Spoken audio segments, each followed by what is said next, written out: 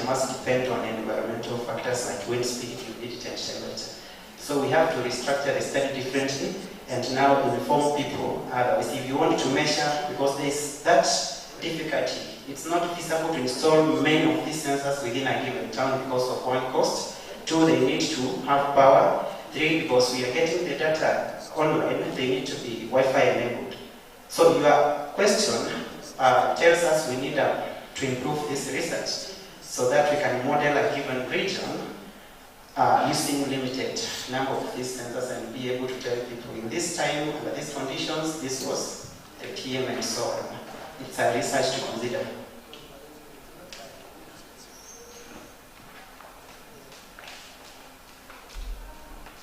Okay, thank you very much, Alex, for that presentation. It was good. I have two questions for you. One, does that sensor detect the particles of the smoke? That is one thing. And if it does, how do you isolate smoke from other particles? Because we guess smoke would not be that dangerous. The second question is, now with your results, you have found that there are some areas around safe to live. So you have seen that maybe from your results, there are some cities that are not safe to live because of high level of PM.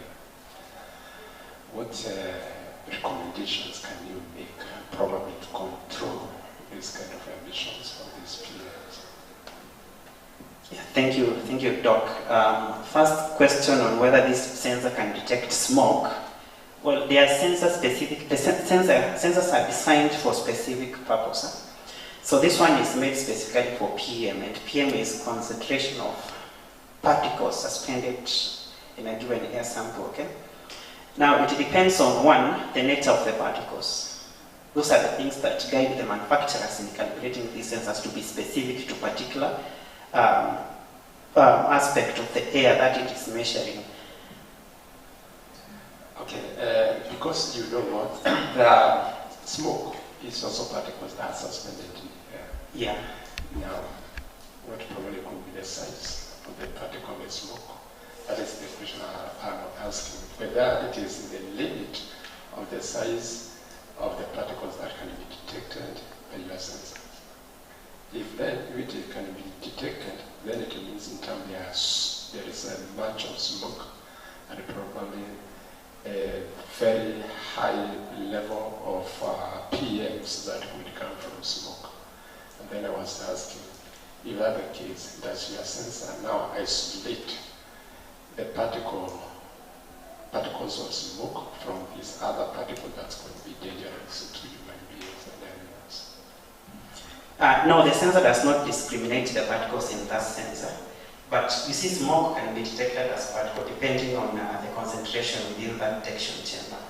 But mainly this sensor is meant to detect just any particle, and you find very often smoke is not always available. So it will capture aerosols suspended in the air and everything. But it can detect smoke, only that it will be very challenging to apply it for smoke measurement.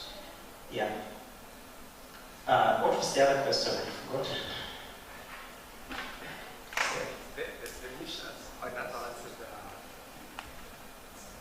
What control measures would you take from your results?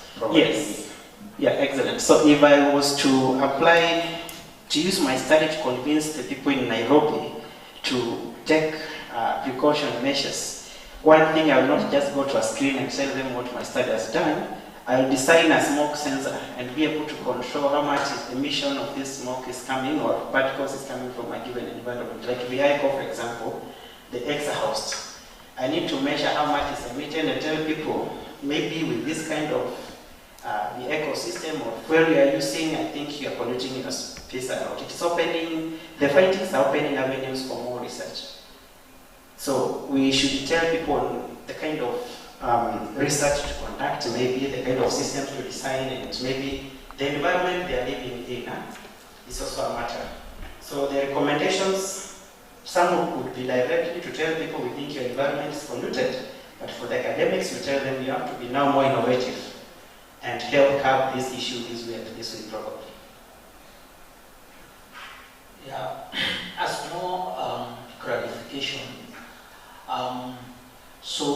sensors, the PM sensors, measure particle size. So irrespective of the nature of the particles suspended in air, the sensors will tell you what is the particle size. And so smoke particle randomly is classified as coarse particle, that is PM10.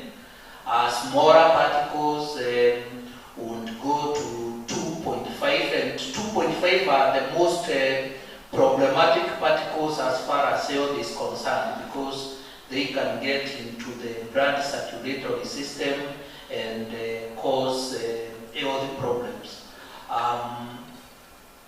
So the PM sensors measure particle size irrespective of the category of the particle. Into the recommendation that perhaps this study unveiled, I would say that because most of these the sources are vehicle emissions, perhaps control of traffic could be something that can be considered. And especially what Dr. Cynthia was saying, if we know like particular times when you have peak emissions, then we could perhaps advise the control of traffic to be done in a manner that that source is minimized. But also there is something that could be done, like what he said, installation of green infrastructure, things like planting trees around the road.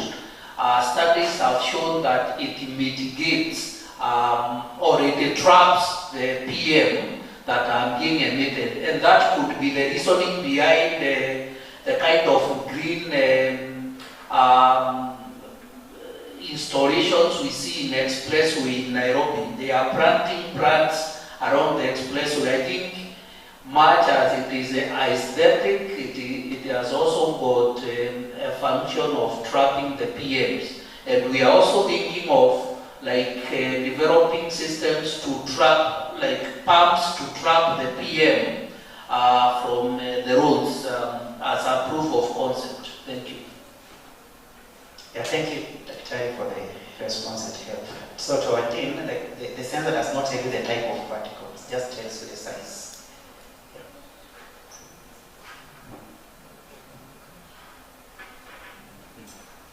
Thank you, Alice. Mine was, I have two. One, can this sensor be used elsewhere other than your research sites? Number two, what detection limits does your sensor have? Or what is the margin of error between the acceptable PMs as compared to what you got from the results? Just for clarity, could you repeat the second part? The acceptable... Are there acceptable limits by the WHO? You mentioned the acceptable limits. Mm-hmm. What is now the margin of error between your PMs from your results and what is acceptable? Okay, let me start with the first question, or if it can be used elsewhere. Yes, we have, this is a kind of environmental study we're doing, and you can apply this technology either directly to the environment or indoors. If we want to know the PM concentration in here, you are allowed to do that installation. The only thing is that we might need to integrate this sensor with one or two more sensors to tell you your room is so humid, and that's why there's so much PM detection by the sensor probably. Your room is very hot, and that's why this is happening to your PM concentration. Maybe you need more ventilations and a few other things. To help you use this sensor with clear information, we have to integrate it with maybe temperature, humidity, and wind sensor in your house, and you highly apply it elsewhere besides the urban centers. So it's applicable to both the environment and indoor settings. Yes, then the second question on whether the sensor the sensor detection margin compared to WHO recommendations. You see, this is a tool. It's like a ruler. I want to measure what's the length between point A and point B. And when doing that measurement, I should, the question of, because let's say the required length for a room is 10 meters. Dining room, for example, let's say there's a standard. Then I use a meter rule to measure every time I want to do a construction. I always want to be contained within 10 meters. If I exceed, I have done an error. So the error margin here will come from the activity, not the application of the tool. This sensor is a tool just for measuring. Its error margin would be from the calibration aspect, but not the experiment. In the experiment, it's telling us the current state of PM. Is it within the safe limits or beyond what WHO has calibrated? Did I understand you? Is that what you're asking? Excellent. Mine is just a comment you don't have to answer. Sorry to come back, but as you have said, there's something important that you have said as you answer in Michigan, that the PM which are probably within a room are affected by humidity, temperature. I was expecting to see some integrated lines there showing us the different fluctuations of temperature and humidity when we are connecting this data.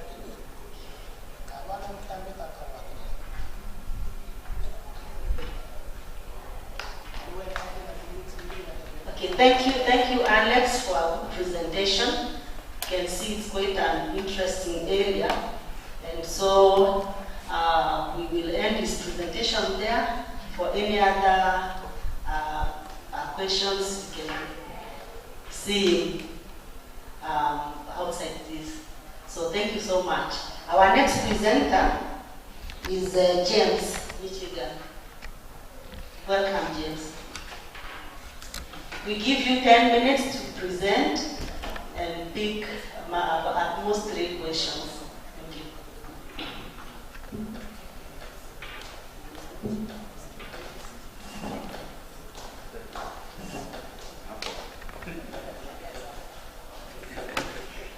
Given an opportunity.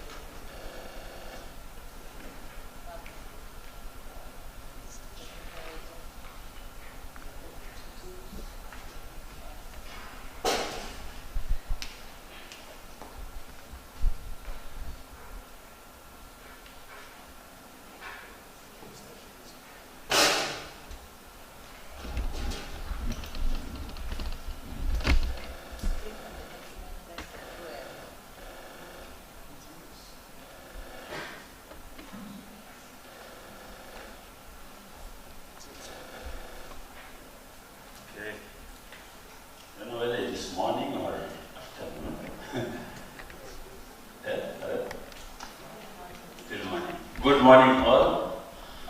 My name is James, PhD student in mathematics at Mary University of Science and Technology. This program is domiciled at School of Pure and Applied Sciences, Department of Mathematics. This morning I'm presenting my third paper, an output from my PhD thesis. This paper is co-authored by Dr. Cyrus Ngari of Kirinyaga University, Dr. Stephen Karanja of Mary University, and Dr. Robert Muyongi of Mary University. In the abstract, we say that, the title of our paper is HIV and Hepatitis B, co-infection, using stochastic differential equations and using MATLAB for simulation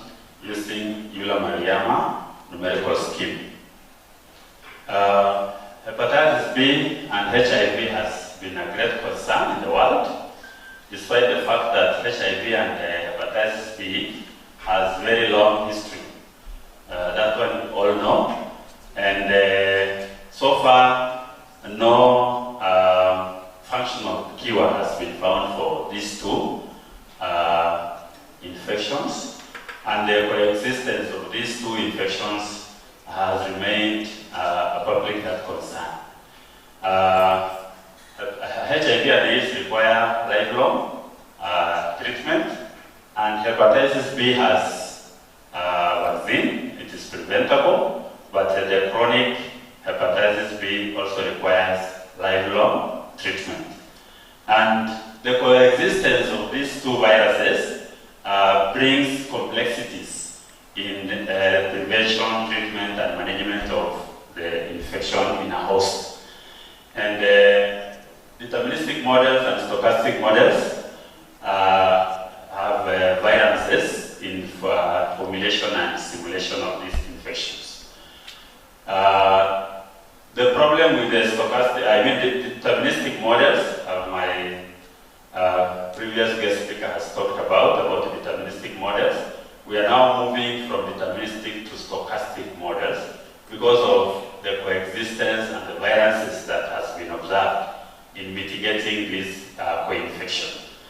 The objective of this study was to convert the deterministic model to stochastic models to incorporate the variability in the infection and the coexistence of these two infections. We used Euler-Maruyama algorithm and SDEs, stochastic differential equations, and simulate the co-infection model using MATLAB. And we showed the deterministic and the stochastic results in the same axis. I've talked about the introduction, so we understand lots have been done about HIV and AIDS and even hepatitis B. We have a long history about these infections, but the focus now is on the co-infection because these two infections have similar transmission routes, like vertical transmission and horizontal transmission, and the global prevalence is very high. It is standing at 5 to 10% globally, and very high in sub-Saharan Africa, and very little information is known about this co-infection in Kenya. KEMRI has tried to do a survey to get the prevalence in Kenya, and no conclusive results have been obtained yet. Lots of progress have been realized in combating this co-infection, and a combined antiviral treatments have been used to combat this co-infection, but it has been realized it has adverse effects on the host. Hepaticity has been realized also as a result of this combined high reactive antivirals, and as a result of that, patients have lower CD4 T cells as compared to mono-infections. The virus also, the two viruses also coexist, and they make affect each other's natural history according to WHO and the Center for Disease Control and Hepatitis B Foundation. And mathematical models really helps us to understand these complex interactions between the two viruses in a host. And deterministic models, as has been shared by Professor Farai, have some shortcomings. They don't include randomness. They don't look at the possibilities of transmission between individuals. And as a result of that, we move to stochastic models that incorporate uncertainties that come along with the infection process at the population scales.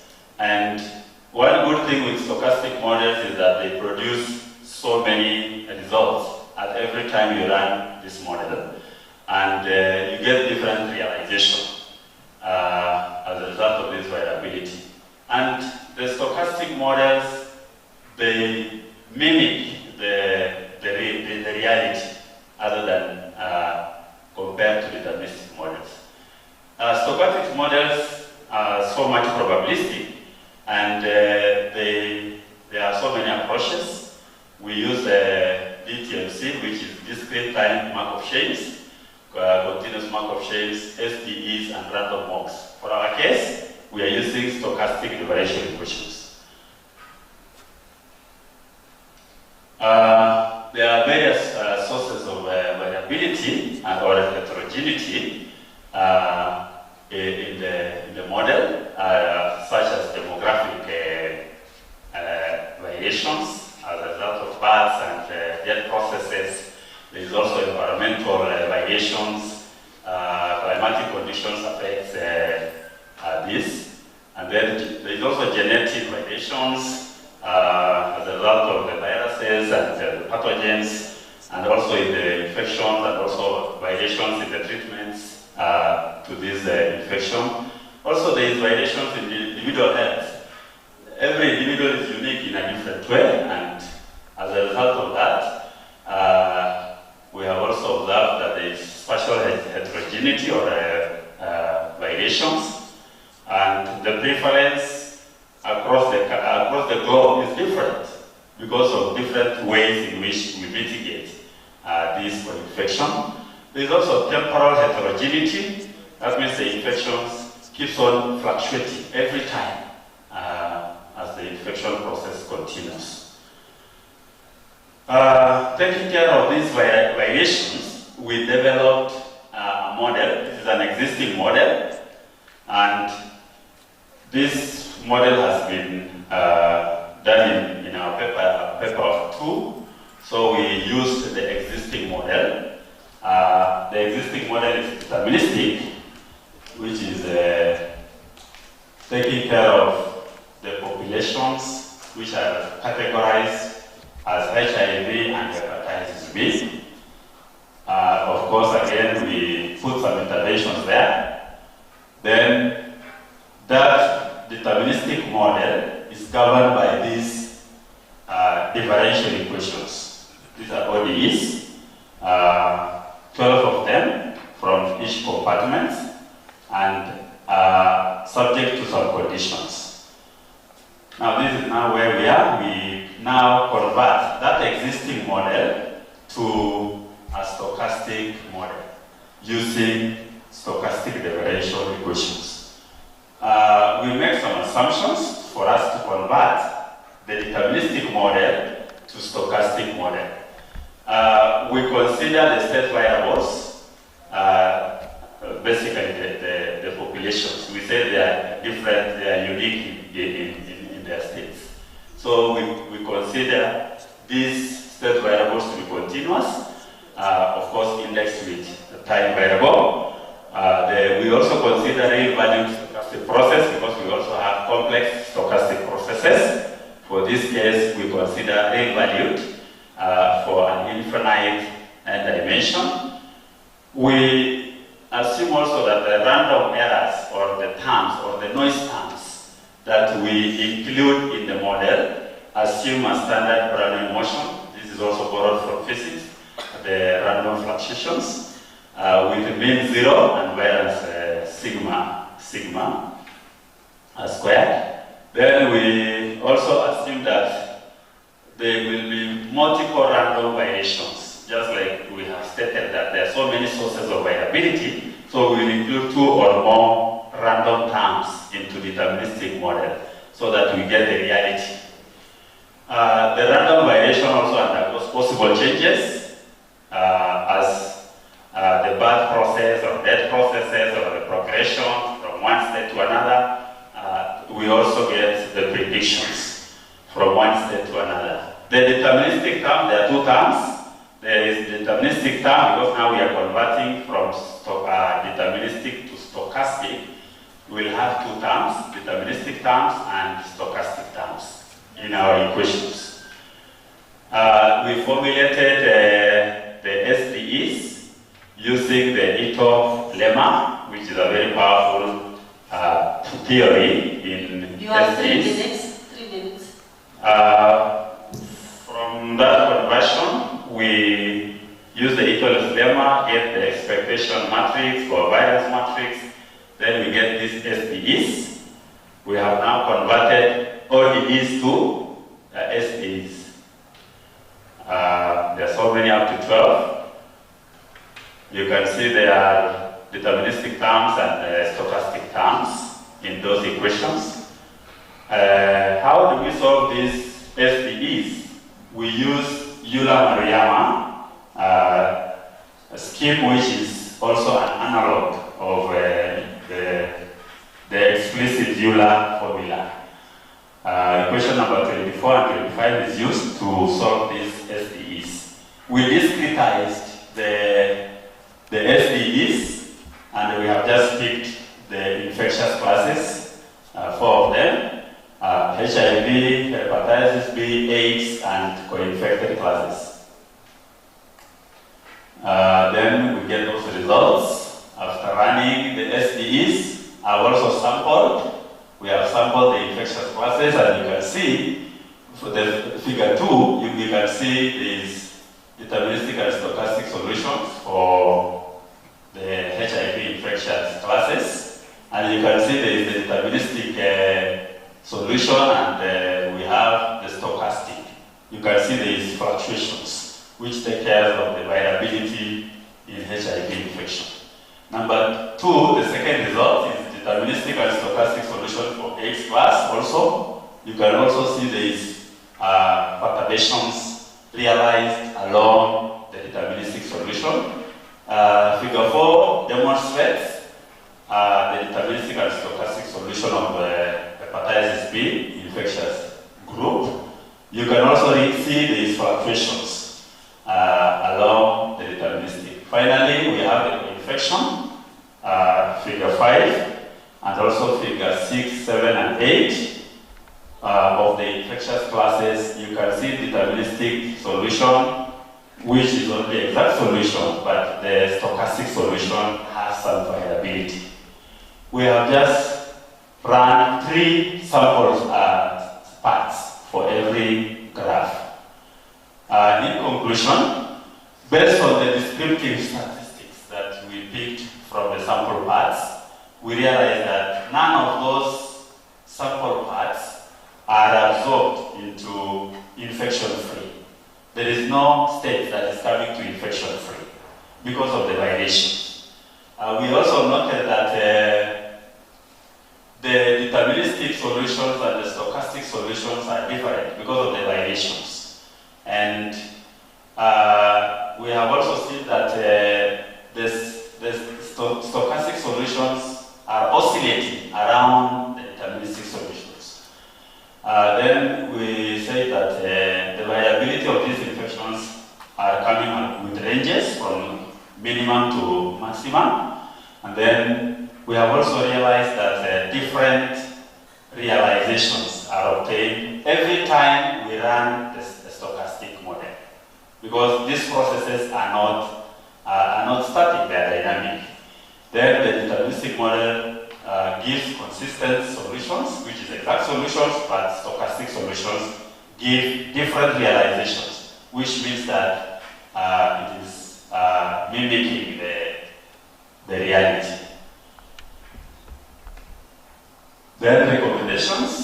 In this case, we have used only 3 sample parts, and the more sample parts we use, the more convergence and reality we will realize. And we have shortened the time, because if you reduce the time, then that means we will get accurate results and convergence. Then also we recommend that we use more advanced numerical methods like Milstein and also Runge-Kutta, because it will give us high precision. For our case, we have used Euler-Maruyama because it is simple and also easy to implement and computationally efficient. The Milstein and the Runge-Kutta are very stiff, although they give high accurate results. And we also recommend that we move from deterministic to stochastic because reality is varying. Thank you.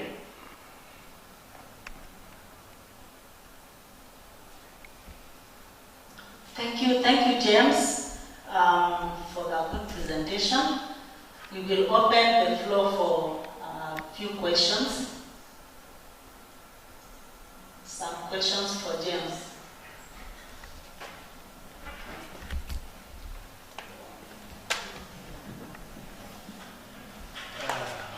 Thank you, Michigan, for that detailed and comprehensive research.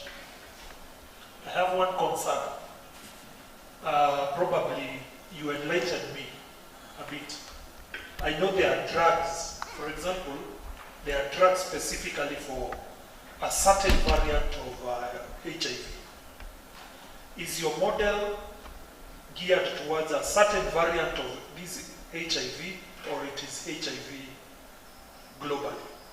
The second thing I would like you to probably illuminate is different races. For example, the variant in Africa is not the variant in the US. So is this model going to work globally, or is it restrained within a certain geographical location? Thank you. Thank you for that good question. Regarding the variants, remember we are dealing with co-infection. We are not dealing with HIV alone. We are dealing with HIV and hepatitis B co-infection. Regarding the strain, we are considering HIV-1. Yes. Then on whether this model can be generalized globally, yeah, depending on the data we have used. Remember, we have used the simulated data. We have not collected any data. We have just taken a hypothetical data and run this model. And this model takes care of issues, remember. Yeah, be it environmental, be it genetical, be it birth process, demographic processes. We have taken care of such variations. So it can be generalized. Thank you.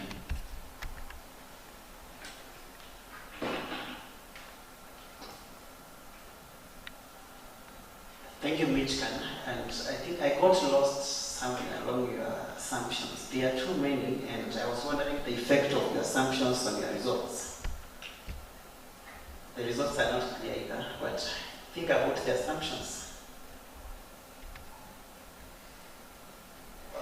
What do you think? Remember, in that model, there is bad demographic processes are there in the model. That's why we assumed. Sorry, these are variabilities. Sorry, let me take you to the assumptions. These assumptions are the ones that will guide us in converting the deterministic model to stochastic model. Remember, different assumptions have been made to formulate the deterministic model. That was in our paper too. But here, we have converted an existing deterministic model to a stochastic model based on these assumptions. And in the deterministic stage, the state variables are not continuous. But in this case, they are continuous. That means they are varying. And we are indexing with time. Of course, we can index with another parameter like space. And as I said, we are considering real value stochastic process. That means only on a real domain, because they can be also complex. Yeah? Then random error terms, they can be assumed to be on standard time, but here we are considering standard Brownian motion with zero mean. That means we give the same expectation as the deterministic, because the mean will be the same, but the variances will be there as a result of variations. And because of the variability that we have mentioned earlier, there may be two or more noise terms or random terms that can be included in our deterministic models. like the way birth processes changes, death processes changes, progression changes. That means now there may be 2 or more noise terms we are including in the model. The random variable undergoes possible changes. Yeah? If I take you to the model, that model which was existing, if you look at what is entering S, the susceptible class, there are so many processes there. There is the birth process, there is the transition to IH, there is transition to IHB, there is transition to IB, and so on. So there are so many random processes. That means they will undergo various changes. They are not static. Then the last one is that because now we are converting deterministic to stochastic, and by virtue of the fact that you are converting, then that means deterministic part will still exist when you use the Ito's lemma or Ito calculus theorem. So that's why I've made those assumptions, and they are very key in our conversion. I don't know whether I understand. Yeah, just right. Yeah.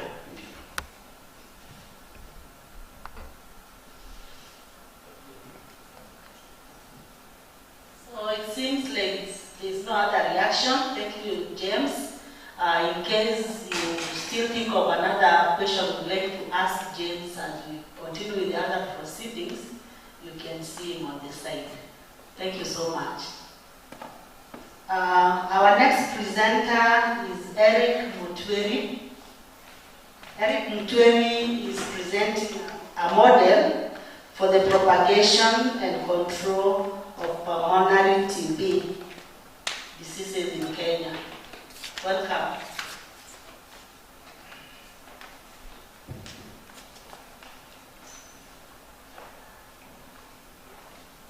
We give you 10 minutes to present. Thank you. Good afternoon.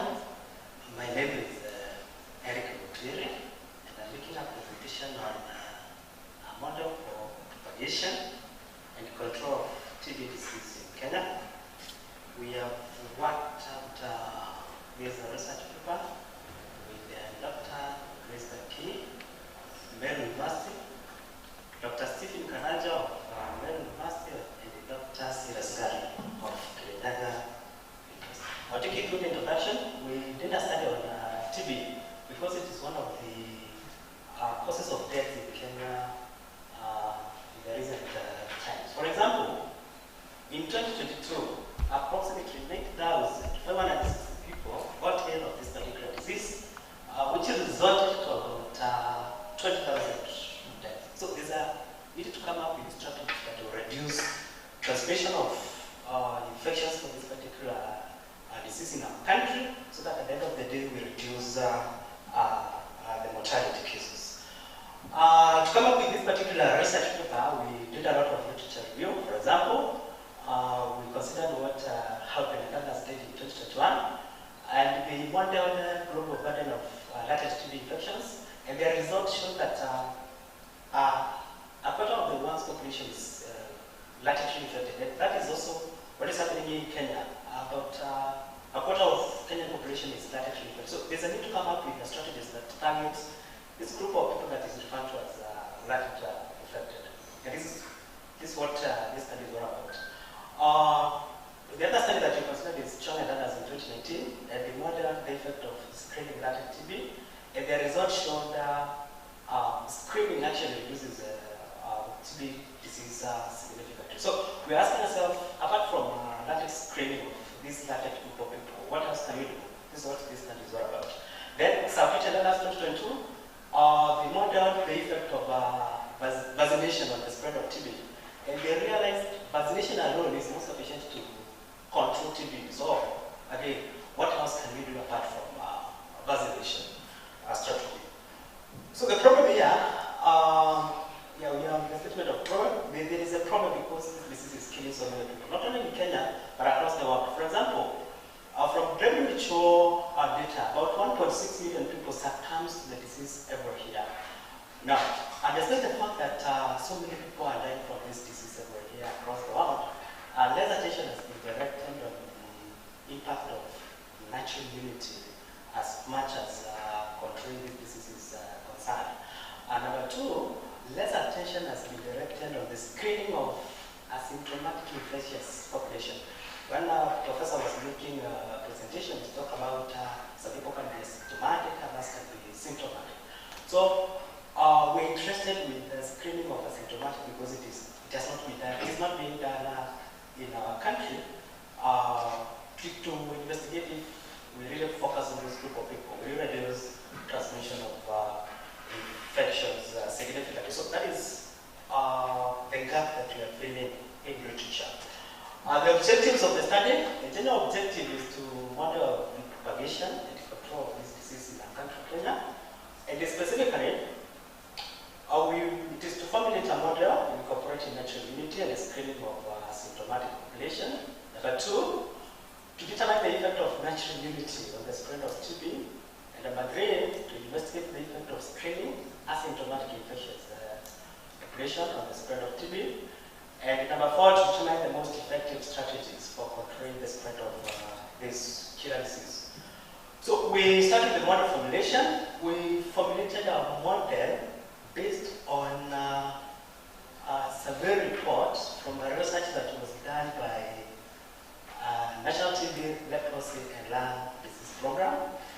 And that report showed that about 26% of TB cases in our country, Kenya, are asymptomatic infectious. Same result, the report showed that the rheumatic reactivation now to the TB disease is basically because of compromised natural immunity. So taking into consideration those report from National Tuberculosis Lung and Leprosy Disease Program, we are now formulating a model incorporating a screening of asymptomatic infectious population, and also taking into account natural immunity as far as progression from latent state of the disease to the latent state of TB to the disease is concerned. So, taking into consideration those input from that particular body, we now formulated a model incorporating the key aspect that was reported by that particular group, and that is the existence of symptomatic infectious population. That is what we are having as IA. And also the impact of natural immunity, which we are capturing using Holland's saturation term. That is now the one that we are having from, the parameter that we are having from latent infected, which is E, now to the disease itself, which is either symptomatic or symptomatic, captured by the Holland's saturation term. And now the impact of natural immunity is the one that is captured by, and I don't know if the diagram is clear or not. From the model, we derived the model equation. These are the model differential equation, equation 1, all the way to equation 11. And then from there, we did the model analysis. And in the analysis, we determined a very important quantity in epidemiology, referred to as contribution number. And the contribution number is the number of infections that is produced by an index infectious case in its entire infectious period. We use the next generation matrix to come up with the contribution number, which is given by equation 12. And this contribution number is very important because we can monitor the parameters in this particular contribution number to determine the measures that can be undertaken to reduce the number of infections in the population. And we did this by doing what we call the sensitivity analysis of that contribution number. And we used normalized form sensitivity index given by equation 13. Apart from doing sensitivity analysis of the contribution number, we also carried out numerical simulations, and we used the Recruiter-4 model method implemented in MATRA. And the data we used is secondary data from National Tuberculosis Lung and Leprosy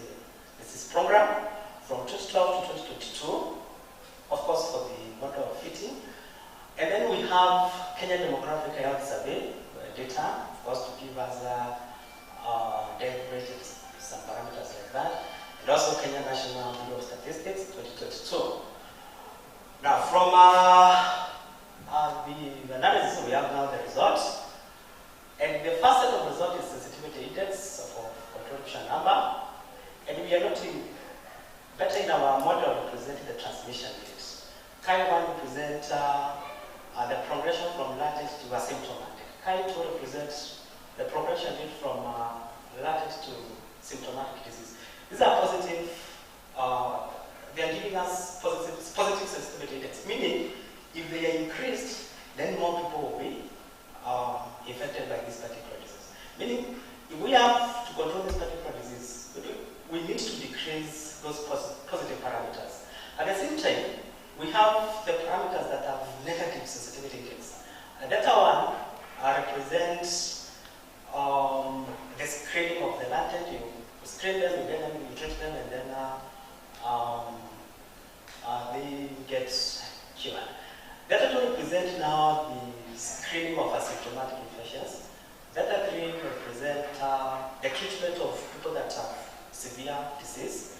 And the role represent the vaccine efficacy of vaccination, whatever that you want to use as your vaccine for this particular disease. You realize these are negative. Negative means if you increase them, you reduce the number of people that will be affected by this particular disease. So sensitivity analysis is very, very important. It can actually help you to pinpoint those parameters that can help you to reduce this disease significantly. The next set of results, we are showing the effect of varying natural immunity of the infectious population. And from the result, we are realizing the moment you increase the natural immunity, you reduce the people that are infected. So it's a good strategy to reduce or to counter this disease significantly. The other one is the effect of variant screening rate for the latent infected. Again, if you increase the screening, you reduce the people that will be having a severe disease. The screening of asymptomatic, again, if it is increased, you reduce the number of people that will be having a severe disease. We also looked at the effect of varying vaccine efficacy, because the vaccine that we have currently is about 50% effective according to WHO 2023 report. So we are realizing if people in that particular area can come up with a vaccine that is having high efficacy, we are going to reduce those people that are having severe form of disease that leads to death. Then we looked at various strategies that can reduce the number of infected people from an index infectious cases. And we realized when you have combination of vaccinations, screening of all forms, and treatments, you reduce, and that is the best strategy for reducing the transmission of this particular disease, because it gives you the lowest contribution number. It is followed by screening and treatment strategy, followed by vaccination and treatment of those people that are having severe form of disease. And the last strategy is treatment of those people that have severe form of disease only. 3 minutes. From the results, we made a conclusion. And the first conclusion is by increasing natural immunity and the screening of all forms of tuberculosis, you reduce the number of people that will be having severe form of the disease significantly. And then now, we are realizing combination of vaccination, screening, and treatment of all forms of the disease is the most effective intervention. You may not be in a position to have capacity to do all that. But now we are also realizing the combination of screening and treatment of all forms of TB will be more effective than a combination of vaccination and treatment, because the government might not be having capacity to do all that. But at least comparing screening and treatment and vaccination and treatment, maybe they can go for screening and treatment. Then now, our recommendation, we are recommending a effort to enhance natural immunity for those people that are in the latent form of the disease. I think these are good strategies because of the nature of our African countries with our limited resources. People can be advised to take good diets, a balanced diet to minimize death that resulting from this particular disease. And then screening for those people that are spreading the infections without the symptoms should be introduced. And then there should be an effort to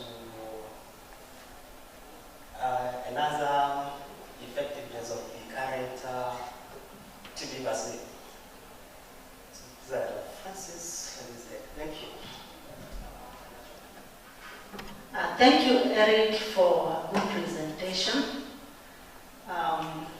Currently, TB is quite a concern in the society, so I believe your inputs will give some direction and advice in how it should be managed. I'll open the floor for some questions.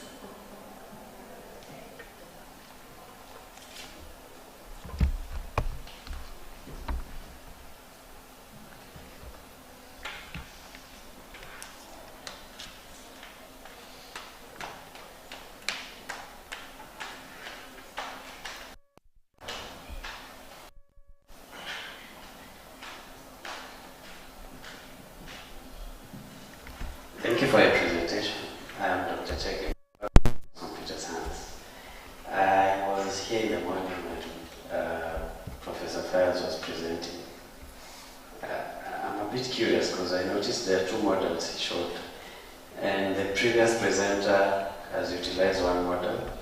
You have utilized the other model. So I'm wondering, are these the only models existing for monitoring or checking on disease spread and all that? Or is there another model that maybe is better than that, or are you allowed to combine or create a new one? And that's a very good question. This is not the only model that exists. This is called deterministic. The other presenter was doing what we call the probabilistic model. It all depends on the kind of disease that you're dealing with. It depends with the epidemiology of that particular disease. So when you are monitoring, you first of all study the biology of the disease. That's what informs you the kind of model that you come up with. Why did you choose that? I chose this deterministic model because TB is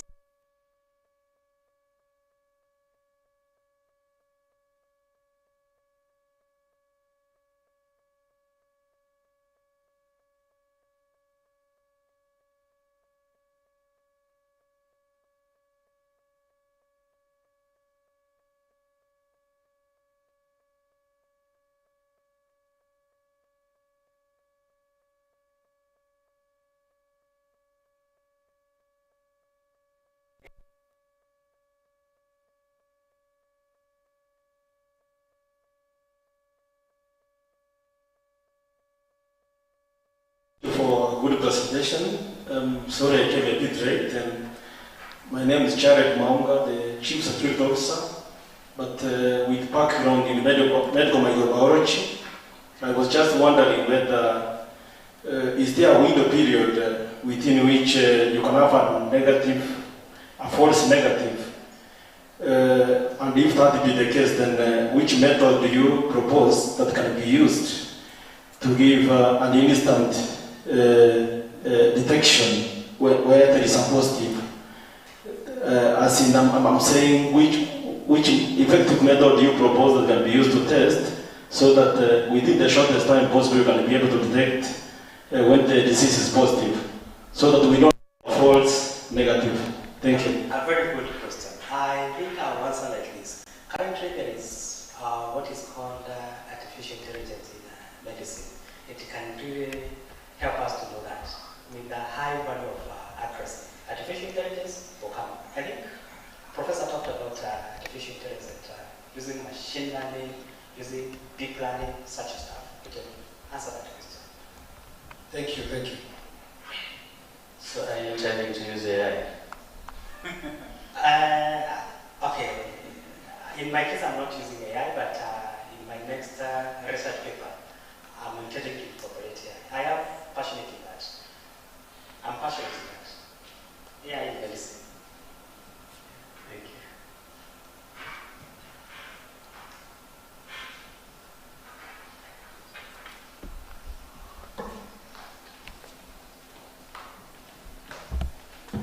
There is an indication you had RC. Please, can you go back to it? RC. Yeah, this one. Is that S to power 0? Or what is it? S power? To power 0. That parameter indicates what we call disease-free equilibrium. Because you want to know how many people will be infected in that group of people that have no infections. Okay. Yeah. There are quite a number of parameters there that you have not indicated what they are. For example, there is the theta, there is the beta. I think it will be better understood when we go to the one. Okay. Because of time, I didn't explain everything. Okay. So, you want me to explain everything? No. I don't want to go to that. Probably that is a concern. Good presentation. Thank you.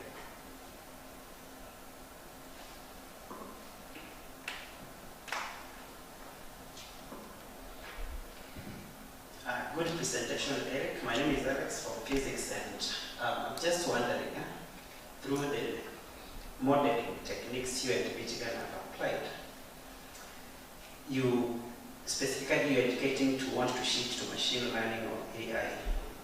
So what I'm wondering is a question we had some chat about, and now you are at a position to respond to it. The sort of assumptions that one make when designing these models will be informed by maybe the problem you're solving. You can correct me, I'm not a mathematician. I'm a mathematician if I make a mistake, okay?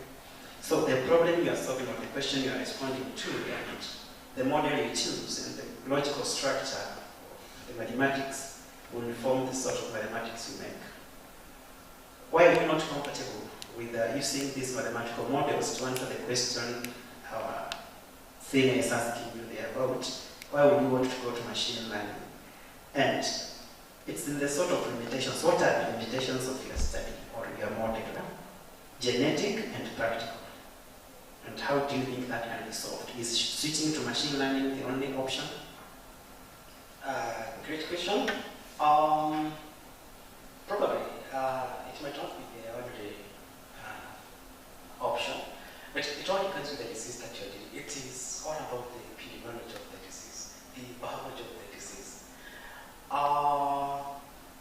disease like this one that I'm considering, where I'm talking about detecting people that are spreading infections without the symptoms. It might become very difficult for this particular model to tell us exactly how we are going to get those people that are having that are spreading the infections without the symptoms. I can't tell you this will solve that. That's the reason as to why I'm thinking of bringing the idea of artificial intelligence.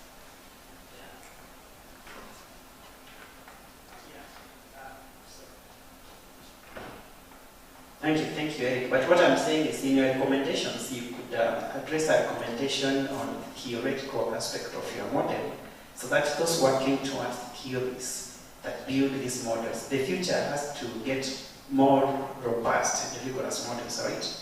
They can say, well, Eric, from his study, he encountered these limitations, and we think they can be associated with this sort of mathematical framework. Well noted, well noted. Thank you for the input.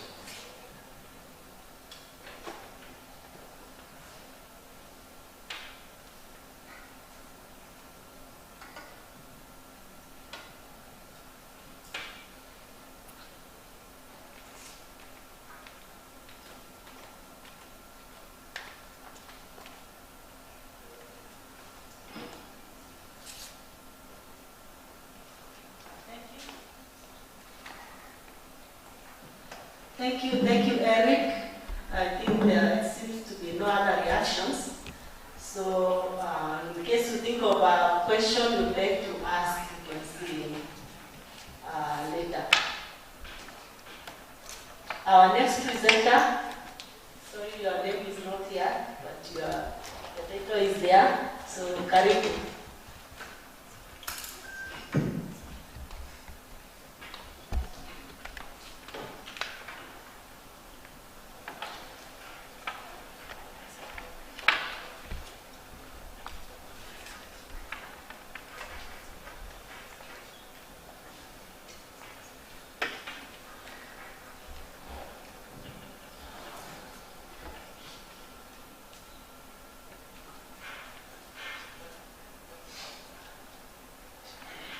Okay, thank you and good afternoon. I'm James Mugambe and I'm presenting on the topic analytic investigation of the influence of charge on Reisner Nordstrom black hole photon ring. My supervisors are there. So we move to the introduction. That is the introduction. Now, black holes are characterized by angular momentum, that is spin, mass, and charge.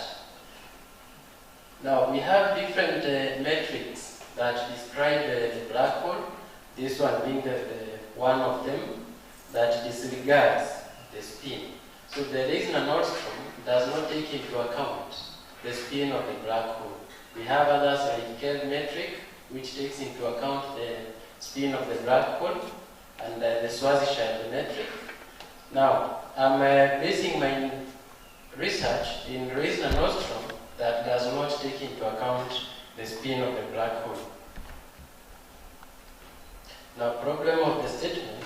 Why this one is a problem is that several researches have been done that some are researching on the Reisner Nordstrom but not taking into account the charge of the black hole. So we are looking at what signatures that does the presence of charge have on the black hole, and how does this charge affect the critical parameters that govern the structure of the black hole.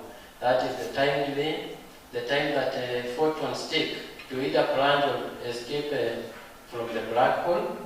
Then my general objective is to analytically investigate the influence of charge on the Reisner Nordstrom black hole photon ring. Then specific objective, I'm going to derive the analytic solutions of the null geodesics of this Reisner Nordstrom metric.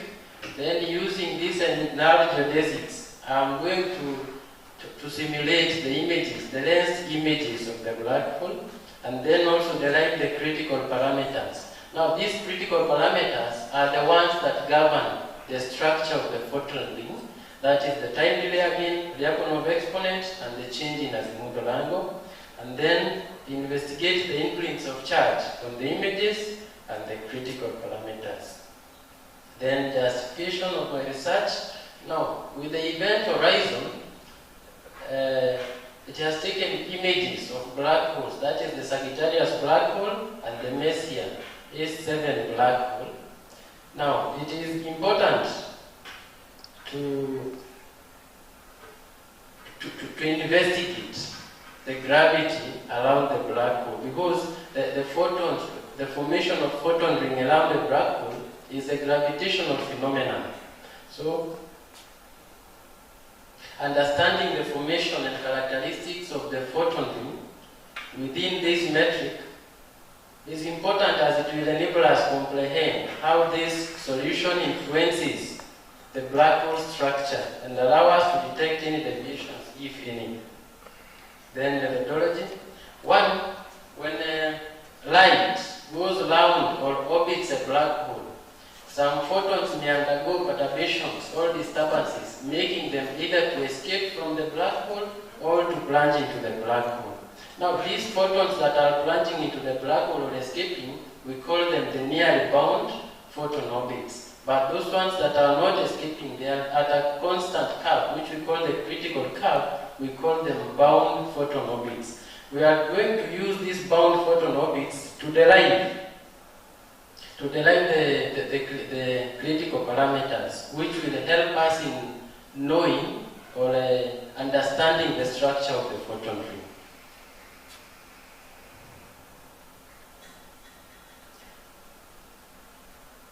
Metric. Now one may wonder what this is. In a two-dimension, we have the x, y, where, for example, when we want to describe an object in a space, we use, now apart from the x and y coordinates, we use 4 coordinates. That is the temporal coordinates, dt, the radial, the phi, and the theta coordinates. The 3 partial coordinates plus the temporal coordinates. So that is the metric that we are going to use. Then the equations of motions have been derived. That is equation 2 and 3.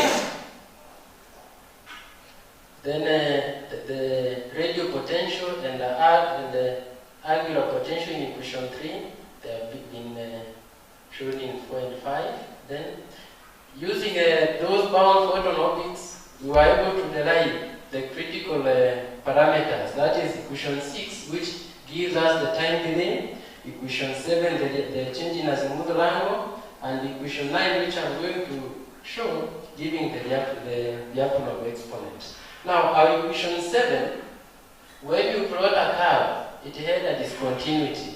In that, in the x-axis, the curve gives a straight line. Now, we had to get rid of this, or to correct this, by putting into consideration the Heaviside function, that is 2 pi h. That is the Heaviside function that corrects the discontinuity in our curve that we obtained. So, our equation of the Lyapunov exponent is also there. Then we used the time delay equation to plot a curve with the varying values of charge. Now this was done using a Mathematica. Now we find that as charge increases, there is a decrease in time delay. And this time delay is the time that photons take to escape from the black hole or plunge into the black hole. So from the two curves, curve A and curve B, when charge increases in B, there is a decrease in time delay, and when charge is in 0.001, it has decreased from 0.1, there is also an increase in time delay. Then we plotted also for the Lyapunov exponent, we have the 3 curves. The orange one, we have a charge being 0.08, the blue one, 0.1, and pink, 0.03. Again, in the Lyapunov exponent, we observed that as charge increases, there is a decrease in the Lyapunov exponent. One may wonder what the Lyapunov exponent is. Now, as the photons are orbiting the black hole, there is those ones that are escaping. Now, that angle, the deviation from the bound photon orbits, is what we call the Lyapunov exponent. Then the images. One may ask, what is a lensed image? Now, we see that a lensed image, when photons orbit one orbit around the black hole and escape, they form an image. That is what we call a lensed image. But when they orbit more than once, we call that one a photon ring. Now, these parameters that we are investigating, they play a key role in the formation of these lensed images and the photon rings. So we have the lensed image. Now, in these images, the photon is orbiting the black hole once. That is why you will have that image. Now, when the photon makes one orbit, it means that before the next photon escapes, there is a very short duration. But when it makes like 2 or 3 orbits around the black hole, before another one escapes, there will be a duration which is more than when it makes only one orbit. So that is why we have those images. Now, image 1, the first image shows the orbits, the photons that escape the black hole, whereas the second one shows the orbits that plunge into the black hole, and the third one show the combination of the two. There is a bright ring which we call the critical curve. Then in the next figure, we changed the observation of the observing angle from the first one was 80, so 80, and then the other one was 50.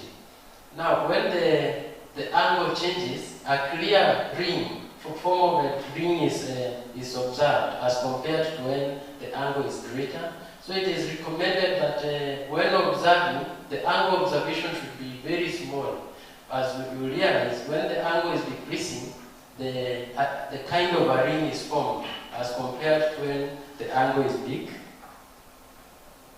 Then we increase the M. M is the turning points. And what is this that we are calling the turning points? Now, as the black hole are orbiting, as the photon is orbiting the black hole, that's the number of orbits, those are the ones that we are calling the turns. When M increases, it means that the photons will orbit more than one time, 3, 4, and so on.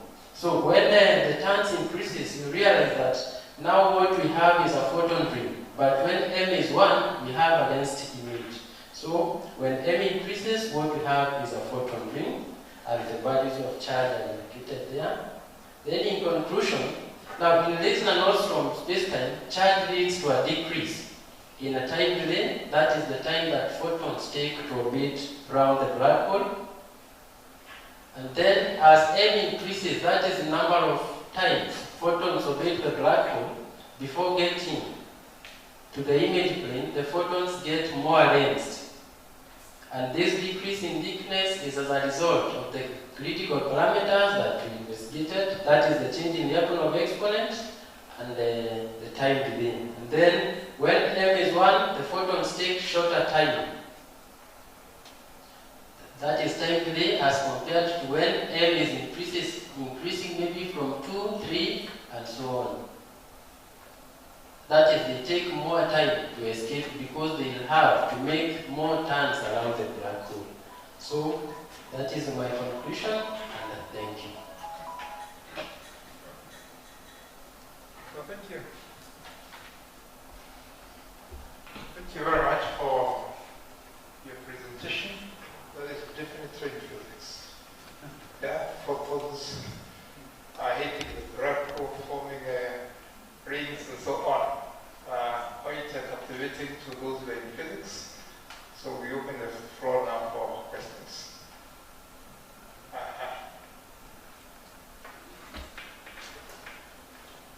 Who is ready? Yeah. Michigan?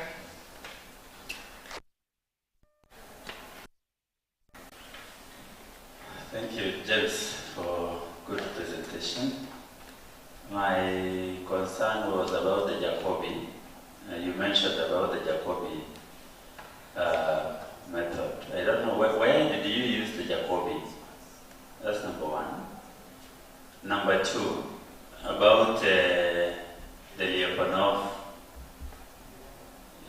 exponent, yes. How did you construct?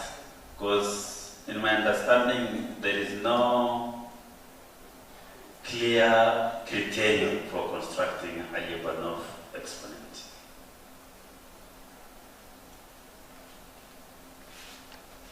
Then the other one was about your, still on the Lyapunov. I didn't understand the graphical representation because the axes were not labeled, so I could not actually follow. And then in the Lyapunov plots, I saw some discontinuity somewhere. Yeah, that one. If you look at the purple one, because now the axes are not labeled, I could not actually comprehend what actually varies with what. And as a result of that, then I could see a discontinuity in the purple curve. Could you explain that? Now, to start with your last question, it's only that it's not clear, but there is an R. There is an R at the bottom. At this point, we have an R. That is the turning points of the black hole. And then we have this symbol here that represents the Lyapunov exponent. Now, I've combined three curves different from this one. Now, basically, this one is when charge is 0.8, the other one when charge is 0.1, and 0.003. So I've combined three curves. I've not separated like it's done in a time delay. I don't know if that answers your question. Not really. I can only understand the curves if I understand the criterion you've used to construct the Lyapunov exponents. Okay. I've done some calculations to get to this. Because what I see there is those are parabolas, and then it will inform me on these exponents. Now, what is happening is that these turning points is that they are the turning points of the black hole. Now, the black hole is circular in curve, and the photons are getting from the accretion disk around the black hole. So photons are going upwards. That is why you have the curve going up on one side and having a positive gradient. Then, since the black hole is a circular, it's spherical in shape, it gets a turning point when it starts now going in the other direction, having a negative gradient. So we have the turning points. The x-axis is the turning points as the photon are orbiting the black hole. Then the y-axis is the Lyapunov exponent. My key interest is this purple line curve. What happens when there is discontinuity? You see, it's not continuous. It's coming below the x-axis, and then it goes up again. What happens there when there is discontinuity? What happened in that is that the values are up to 3.12. So if I were to plot it in a different curve, I would have gotten something like this. You see, in time delay we have, if the two curves were to be combined, I would have obtained the same image as for the Lyapunov exponent. So there is no discontinuity, only that the values of the first and third curve do not accommodate the blue curve for it to fit exactly into the same curve, like in the time delay plots.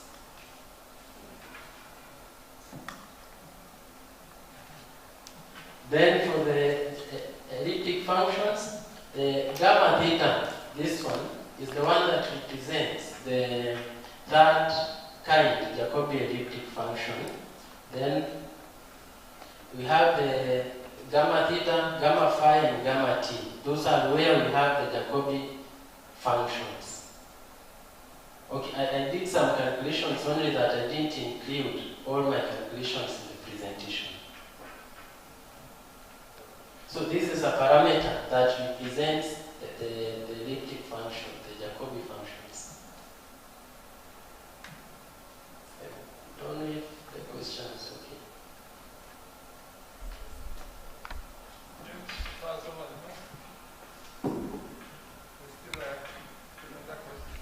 A quick one for a lay person. Sorry, I missed the presentation, and I would really hoped to understand what the black hole is. So probably shed some light for laymen like us. Because we hear if anything passes through or near the black hole is swallowed. So that's true. Now, it's a good question, and thank you. Now, a black hole is a region of very high gravity. Now, this black hole has the singularity, that is the central part of it. Then it has the event horizon, as she is saying, that when anything gets to that event horizon, it cannot escape, even the light itself. Now, we call it black because we cannot decipher any information from the black hole. Because once light gets beyond the event horizon, nothing escapes. So you cannot understand anything from it. Then, after the event horizon, we have now what we can see. Because it has not gotten beyond the event horizon to be attracted inside the black hole. Is the question answered? Okay, James, nice presentation. From what you've said lastly, a black hole is somewhere where there's no light. And you're talking about photons orbiting the black hole. Photons are basically light. So probably you can tell us about that. The other question was about, you've gone deeply into astronomy, sorry. And my basic rudimentary physics shows me that you're dealing with a circular motion. Circular motion, so I'm expecting that we are dealing with something like a centripetal force. There is you talked about the critical orbit. So this photon, is there a possibility, because I didn't hear you mention anything to deal with critical velocity. If it has a velocity greater than its critical velocity, will it be able to escape? Probably you can illuminate on that. Okay, thank you for the two questions. Now, one, it's not circular motion. What happens is that a black hole is observed using a telescope. So light is escaping from the black hole. Then it forms on the image plane. The critical curve is on the image plane, where the photons escape from the black hole and form on the image plane. Now, when they form on the image, that region, the region that is white in color, is the black hole, because the black hole forms now as round, and light is coming from the ends. Remember, no light comes from the center of the black hole. That is why we have the white region. So the critical curve is on the image, the observer's plane, where the light is formed, the observer's image plane. That's why you have the circular region of the photons. Then you've asked where the photons are coming from. Now, in the black hole, we have something we call the accretion disk. Now, it's a region of high gravity, so it attracts materials around it. Now, these materials that are attracted to the black hole, the accretion disk, are the ones that emit light.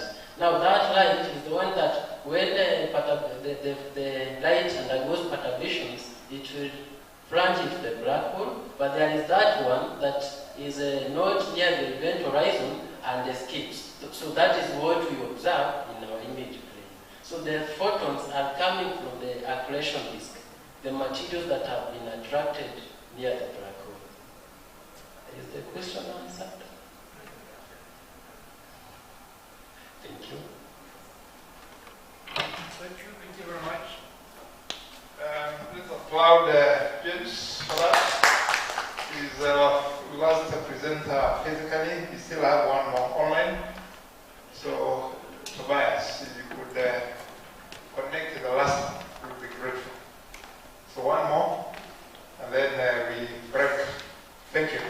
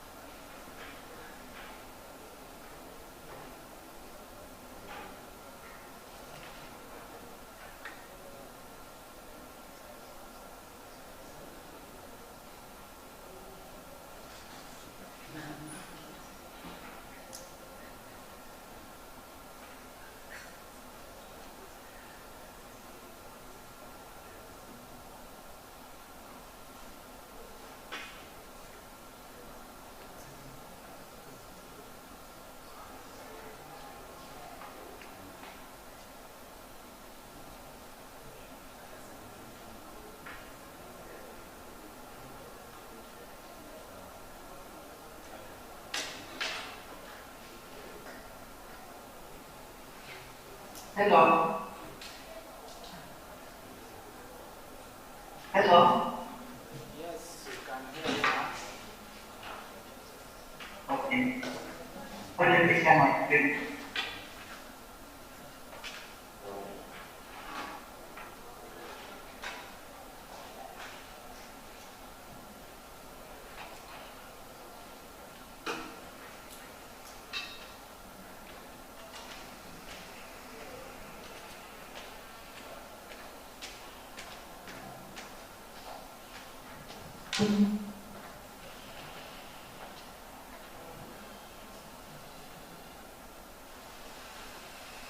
Have your presentation and start.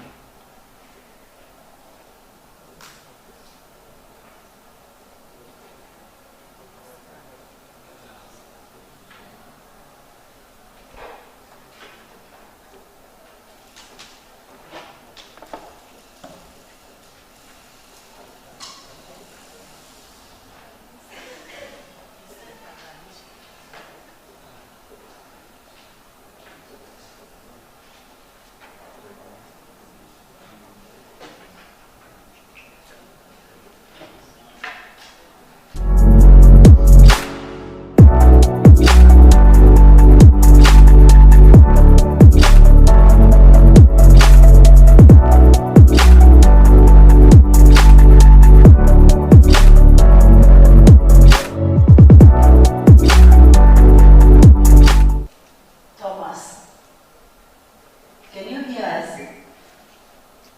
Yes, I can hear you. Okay, Karibu, welcome for the presentation. Thank you. Can I start? Yes, yes, please. Yes, sir.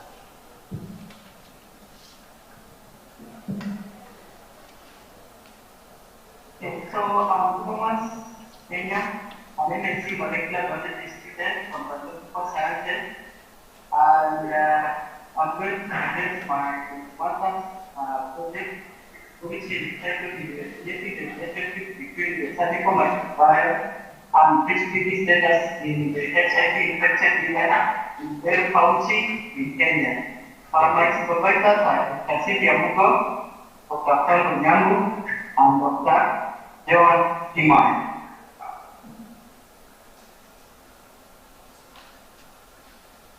Are you able to see my screen here? Yes, go on.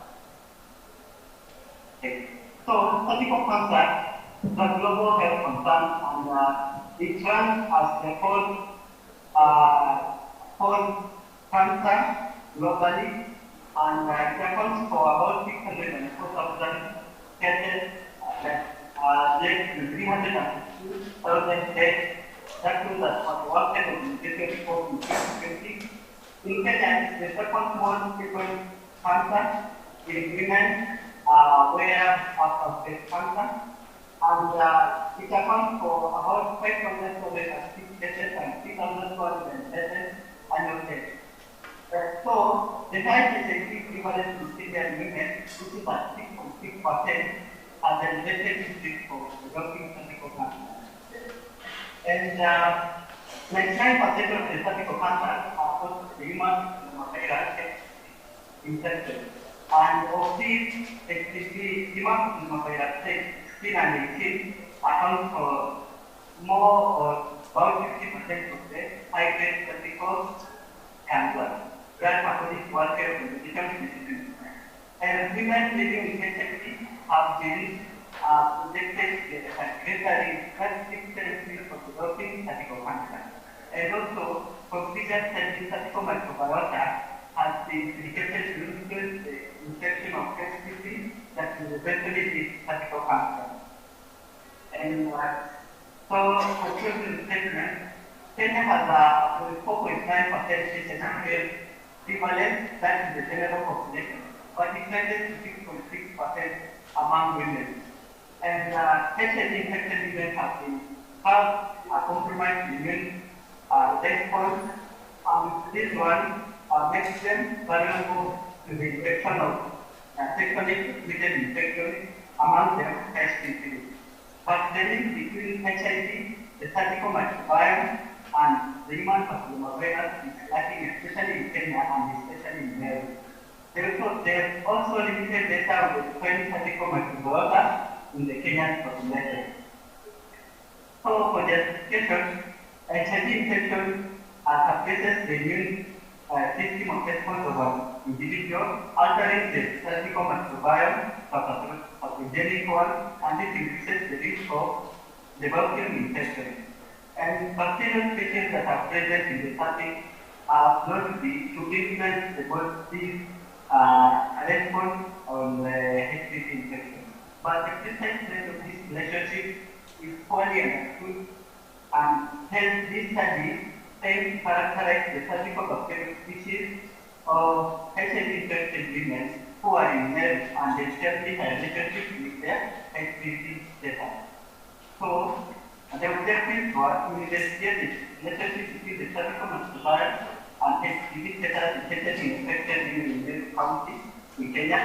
And the specific one, the first one was to characterize the cervical microbiome of HIV-infected women using a distinct RNA sequencing, then establish the relationship between cervical microbiome and HPV infection status in males, and describe the genetic diversity of the cervical microbiome in HIV-infected women in males. The material and methods of this study, this was a prospective study to carry out at the Mary Teaching and Inspiral Hospital in this county. It involved the population sample size was involved criteria HIV-infected women, and the inclusion criteria for these women were they were HIV positive, they were prescribed to 69 years old, they had signed a consent form, and they were confident in self-sampling because we use self-sampling of our sampling technique. And the study obtained an ethics approval from the NIRES approval number was indicated, and we utilize a self-sampling technique where the individual samples will tell. So this is the workflow. After self-sampling, by the gene group self-sampling kit, the sample trash were taken to the laboratory, and see where genetic sampling was extracted, and this screening done, and then RNA sequencing was done. After that, sequence quality control and antibiotic assignment were done using the laboratory, and pilot test was used. Analysis of the emergency and related balance, and also data analysis. And this tool was used in different selective abundance analysis. So the result of the 38 samples took to 25.56% samples to meet the sequencing requirements, and that's included in the analysis.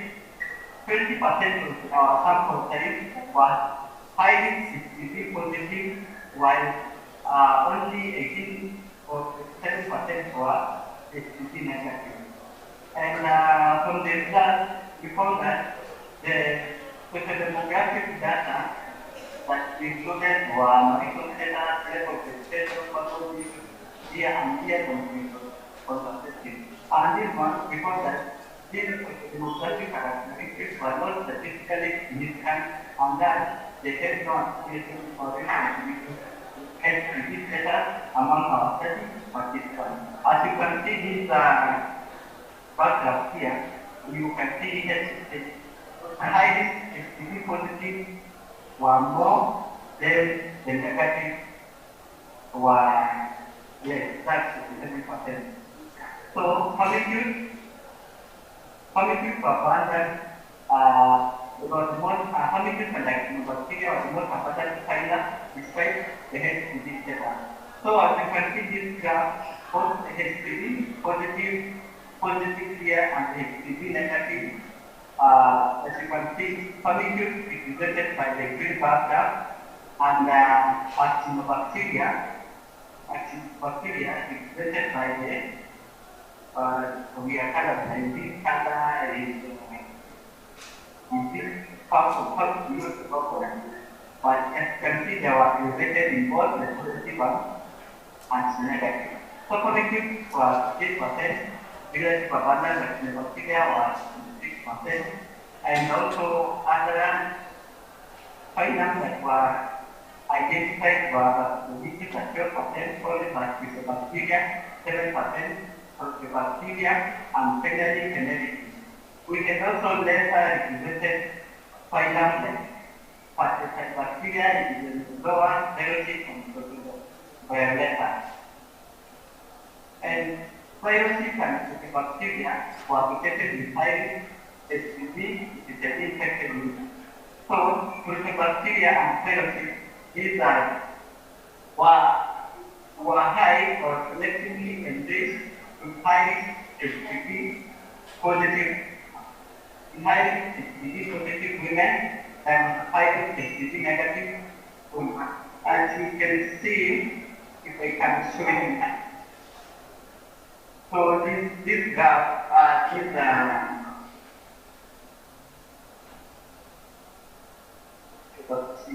as you can see here, bacteria is highly represented or is selectively enriched as compared to the HPV negative participants where the bacteria cannot be in the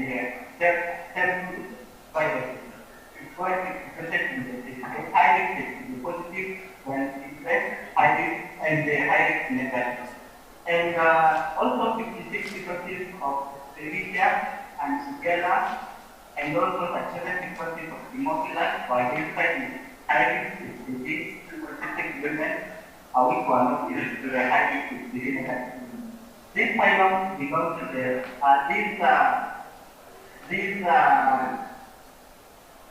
this genera belongs to the phylum of the bacteria. Also, a key sequence of Trichoderma, which is a therapeutic species, were identified. And the bacterial composition was similar between the high HPV positive and HPV negative women and their husband, or you can see here.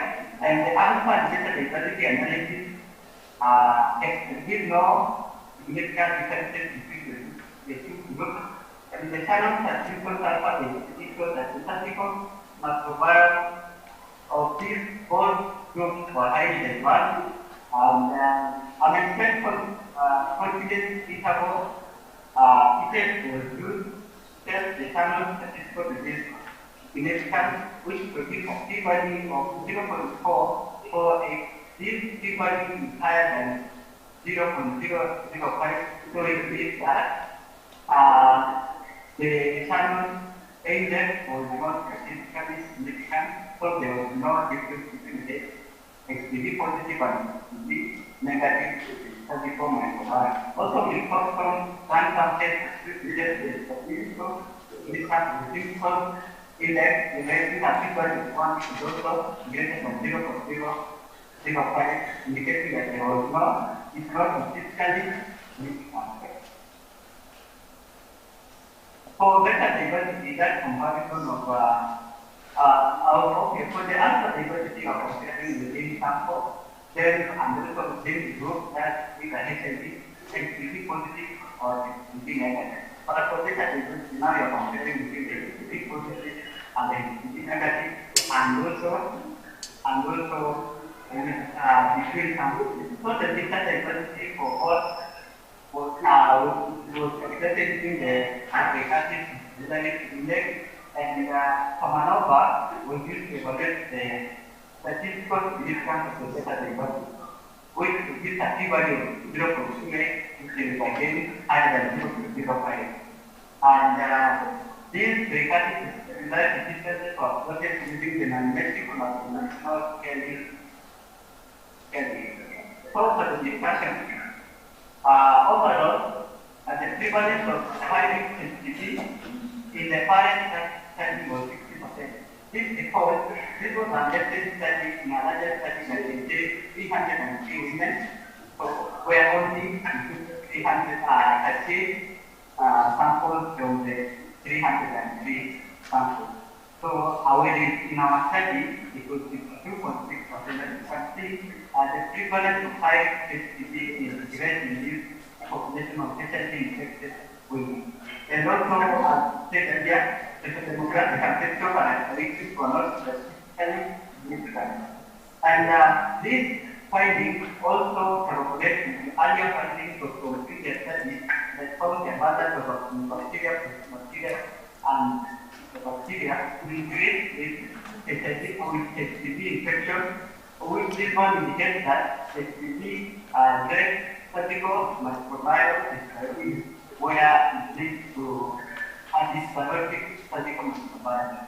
Also, for HPV types together, which were more pronounced in HPV positive in particular, these ones are always just bacteria. So finding them in the reproductive system or in the family, in the poor hygiene or the wiping technique that supposed to be used as clinically also. And also, the polymer patient is after infection with CCG, and CCG has been also shown to have a clear physical response to the infection.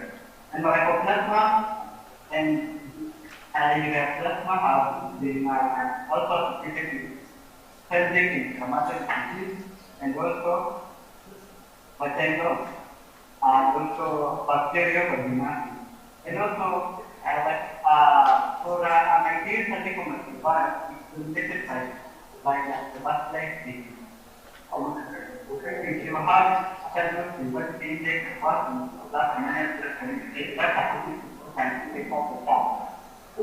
and African women have been reported in various studies to have a diverse surgical microbiome and with lower lactobacillus species of abundance.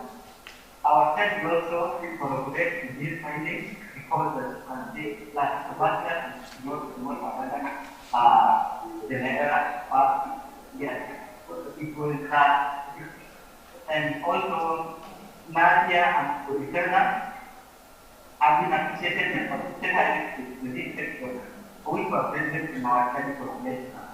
So, for this one, we can say that it has been plays a role in accumulating the sporadic bacterial species, giving an upper hand to the training of Stella, Podium, and Gargulella, and also Snail Ribocera.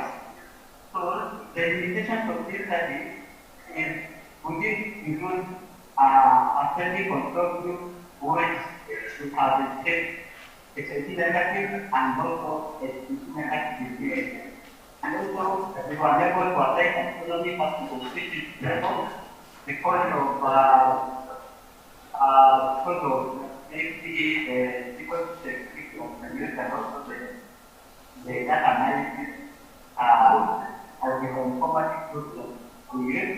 And also, we were also limited to collect the demographic record because this being a nested study, we did have the opportunity to collect samples according to our own demographic structure. And also, a test sampling technique is using because normally the study participants are from the study up to 30 or 50% of the master. And also, the sample size was involved with financial constraints. And in conclusion, our study findings report no significant difference in the clinical microbiome of both the negative and HIV women who are living with HIV. So this one could be attributed to the HIV infection, which already has infected the ability of the microbiome, which is the compromised immune system through a epidemic surgical microbiome. Those are my references, and thank you. Thank you, Thomas, for a good presentation. You will hold on for a few questions from the audience so that we will react to them. Some questions from the audience?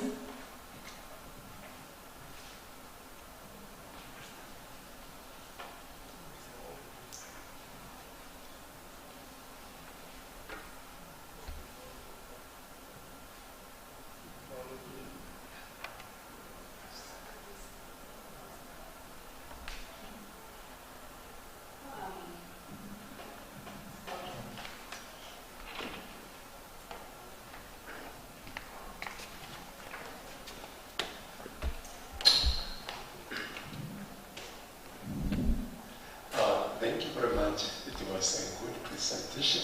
My name is Dr. MUSTIC4, Dean of School of Applied and Applied Sciences. The question that I have for the presenter is that... can you hear me, please? I can't hear you clearly. So oh, okay.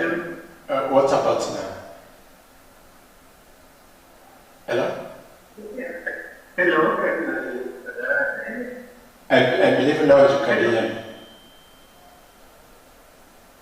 Hello. Yeah, I can hear you clearly, but can you hear me from your hand, please? Yes, I can hear you now. And go ahead. Okay, I was saying that it was a good presentation, and I commend you for that. Now, I have just a very simple question from a layman background, my area of specialization in chemistry. And now I'm asking, from your findings, what can you now advise probably the government or the policy makers?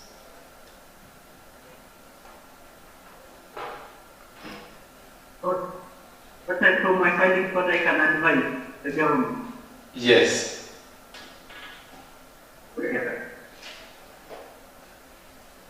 So from these findings, it shows that HIV infection plays a role in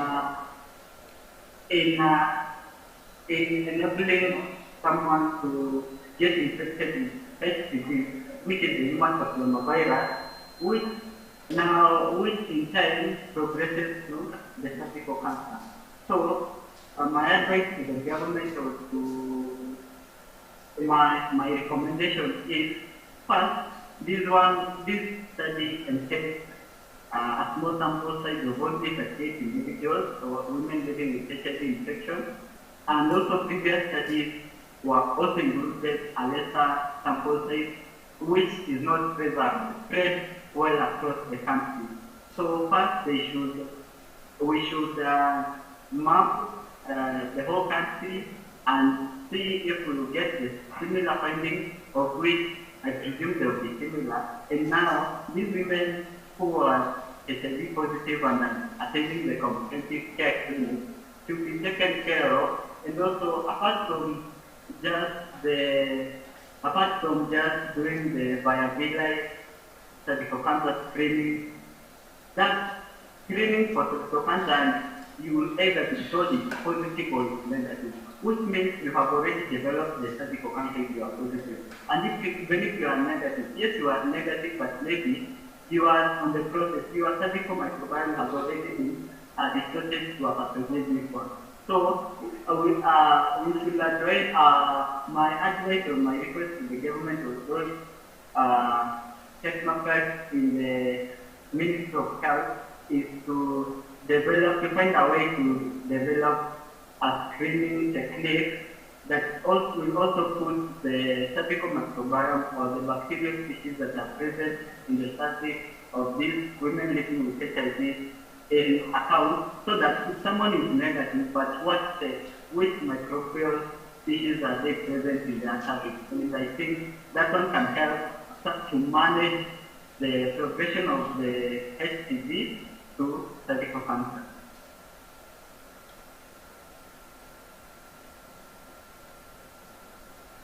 Okay, thank you, Thomas. I'll also ask a layman's question. for an HIV-infected person, already their immunity is compromised. So do you associate the status of their immunity system to the progression of this HPV virus and eventually leading to cervical cancer? Do they have a higher rate or chance of progressing to cervical cancer because of their immune system, or what was your finding? Thank you. Yes, thank you for that. It's a good question. Yes, first, the HIV-infected women already have a compromised immune system. So this already compromised immune system now predisposes them to the development of high-risk human papillomavirus. The human papillomavirus HPV, there are those that are high-risk type and those that are not high-risk type. So these are the normal or the HPV types that are not high-risk are normal. Even a healthy human can get infected with them and they clear on their own. They are cleared from the victim by some, like a healthy cervical microbiome will have a lot of lactobacillus species. This lactobacillus species produce lactic acid, which helps maintain the vaginal and also the cervical pH to lower than 4.5. This acidic pH helps eliminate most of the pathogenic bacterial species like the Gardnerella, Rubella, and Nadia. But here comes a person who is already HIV positive. They have already a compromised immune system, and if they are infected with these high HPV types like 18, they now lack the ability to clear these high-risk HPV types from their system, because already their pH has been elevated above the 4.5, or it's more basic than acidic. So it favors the driving of the bacterial species which are pathogenic, like the Gardnerella, Rubella, and Rubella. And thus, it will be hard for them to clear. And also, already having a compromised immune system, and also you have a compromised cervical microbiome, it's easier for these bacterial species to establish themselves and now enable someone to progress to not just HPV but to develop the cervical cancer. I don't know if I answered your question, but you can just let me. Yes, thank you, Thomas. You're welcome. So I think I don't seem to see any other reactions from the audience, but you had a very good, very insightful presentation. So thank you for that. You seem to be the last of the presenters before we break for lunch. So you can log out. Thank you. Also, thank you, and I'm so grateful for you giving me this platform. I didn't manage to travel to come and present physically because of I didn't get an opportunity, or I was not allowed to travel. It's and okay. So thank you for giving me this platform to present my project. This is good enough. So this is good enough, Thomas. That is why technology is there to help us out in some situations. So thank you so much for your presentation and for attending our conference. Thank you. Have a lovely. Okay. Now I think for this, we seem to have done all the presentations in this venue. So at this point, we break for lunch. I believe all the participants have a meal card. So we proceed for lunch. And then later we shall converge in Theatre 3 for the closing ceremony. So just go for lunch and then let's all meet in Theatre 3. Thank you so much.